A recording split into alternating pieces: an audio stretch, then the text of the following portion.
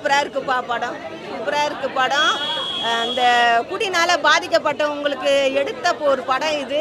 யாராச்சும் குடியை விடுற மாதிரி இருந்தாங்கன்னா, என்னால் விட முடியல, நான் விடணும்னு நினைக்கிறேன், ஆனால் என்னால் குடியை விட முடியலன்னு நினச்சாங்கன்னா கண்டிப்பாக இந்த மீட்டிங் அட்டன் பண்ணணும். ஏஐ மீட்டிங்கை அட்டன் பண்ணணும். இன்றைக்கி ஏஐவாக இருக்குது. எங்கள் வீட்டுக்காரெலாம் ஒரு குடிநோயாளி. அந்த ஏஐ மீட்டிங்கை கையில் பிடிச்சாரு.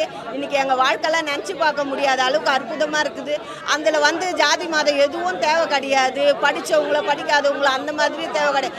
ஏற்கனவே குடியில் பாதிக்கப்பட்டவங்க நான் குடிக்கும் போது நான் எப்படி இருந்தேன், இப்போ நான் எப்படி இருக்கிறேன்றதை பேசுவாங்க. அதை 7 to 8 எப்பவுமே சாயந்தரம் மட்டும்தான் 7 to 8 தான் அந்த மீட்டிங் நடக்கும்.